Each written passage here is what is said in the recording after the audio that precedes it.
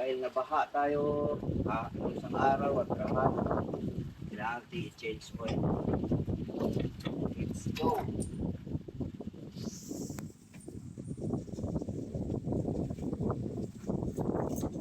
Gamit ko number 12 na socket wrench para sa drain plug.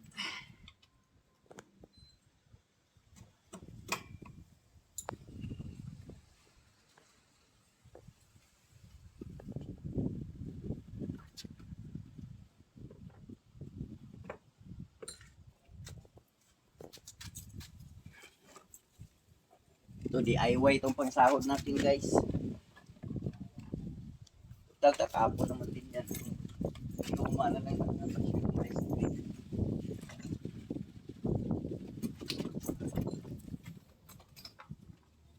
Yan.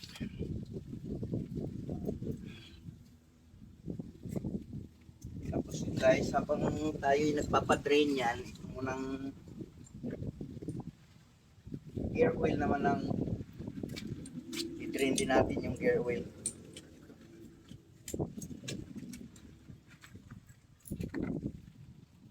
Habang nagpapadrain tayo doon, yung gear oil naman, tanggalin na rin natin to. Kuha muna tayo ng pangsahod.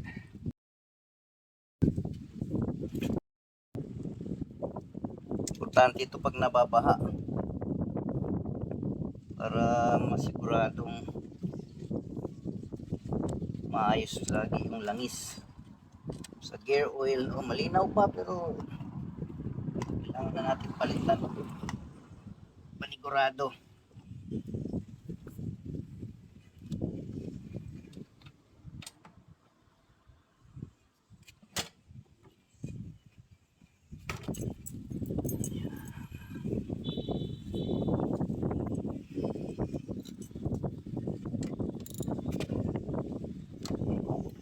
Pareho lang to sa drain plug ng engine at saka itong sa gear oil number 12 na socket wrench.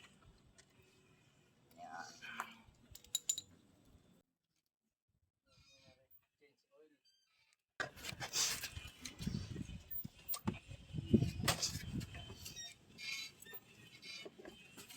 Ito mula nung binili ko tong motor ko, hindi ako gumagamit na ibang langis. Ano ba langis mo? Honda Polysynthetic, tapos ito ring gear oil Ano yan? ko. Pag nag-change oil ka sa takbo o sa... Ako nagbe-base ako pag nag-change oil ako, since na synthetic yung gamit ko, 2,000 ng Sa akin kilometers. kasi synthetic din naman gamit ko. 2,000 dapat. Hindi na, sa buwan ako nag-ano eh. Hindi ko man nagagamit dito lang. Hindi pwede yung buwan kasi sa isang araw, hindi pare-parehas yung takbo mo. Tulad yung sa akin, dito lang naman. Kailangan talaga ginagawa yung ko na lang ano. every 3 months. Hindi, kailangan yung sa kilometer ka. Walang palpak yun. Oo. Tapos yung gear oil ko naman, kada 3 change oil, palit yan. Nagkataon din na baha kahapon nung isang araw. Panigurado na tayo, kaya i-drain na natin. Kaya lahat lagi gamit ko, puro Honda yan lahat. Ever since. Kapit na natin yung takip ng drain plug habang nagpapadrain tayo ng engine oil.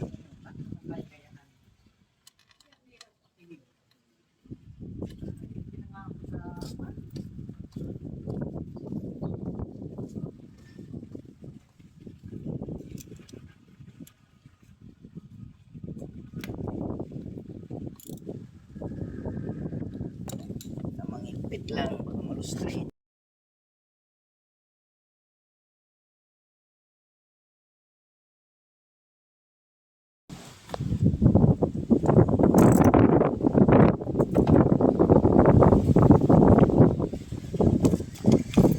Ito sakto lang ito, isang salin.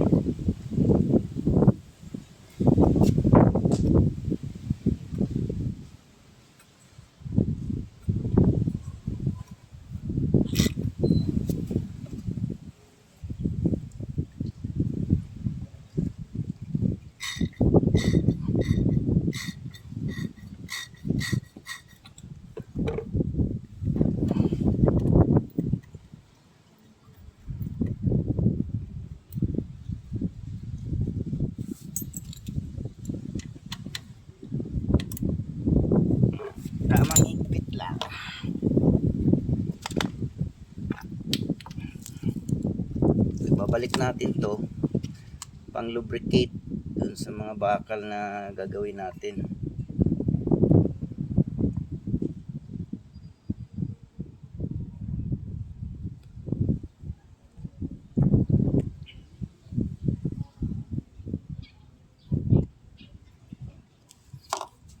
Okay.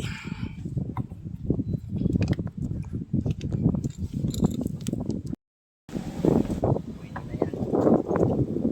Balik na natin yung brake plug.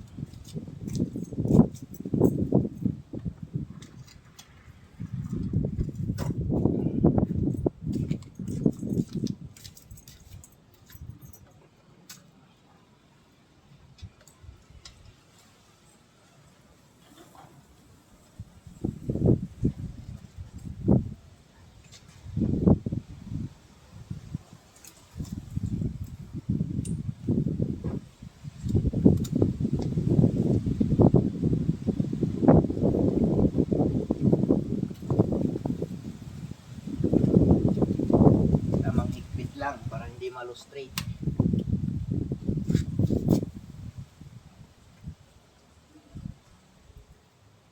Kalat, nabutas yung ating pangsahod na DIY.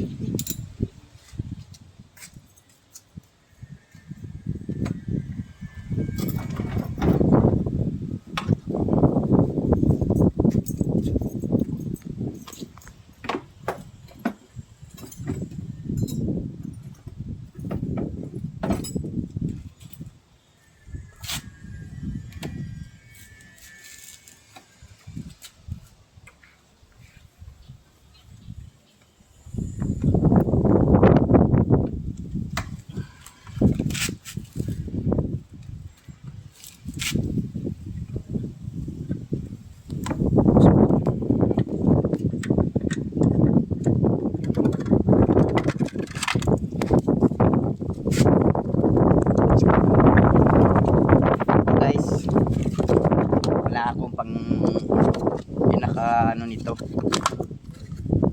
imbudo pang lagay dyan. Tapas na lang ako ng soft drinks. Siguraduhin nyo lang na malinis, walang kahit anong dumi dyan, kasi yan ang napunta sa makina, delikado yan. Para lang may guide siya, hindi mo tapon-tapon pagsalin.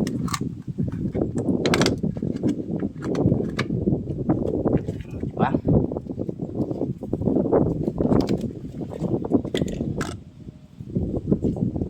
Tapos ito, kunti lang butas para hindi siya bubulwak pag salin doon. Kasi pag nilakihan nyo, bubulwak yan, tatapon. O yan, kontrolado yan.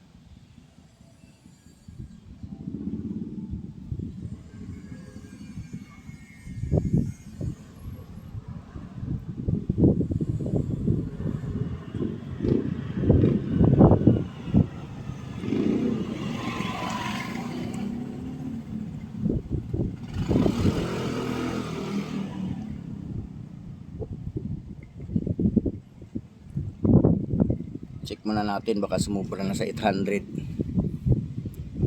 Marami pa. Yan, pwede na nating lakihan ng konti ito para mabilis. Yan.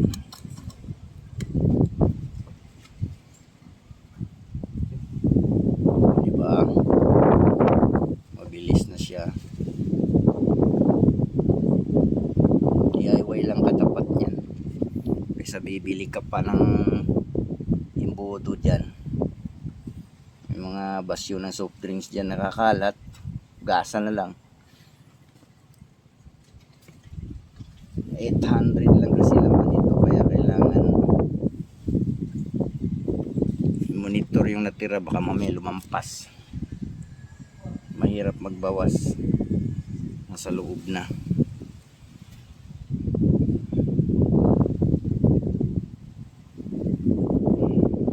Okay.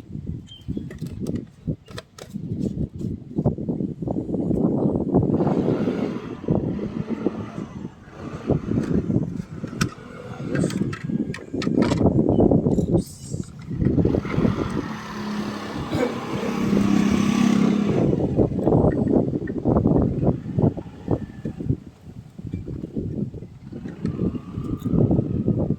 Yan, pag hinigpit pa, kailangan may sapin para hindi magasgas. Okay. Yun na yun. Okay na.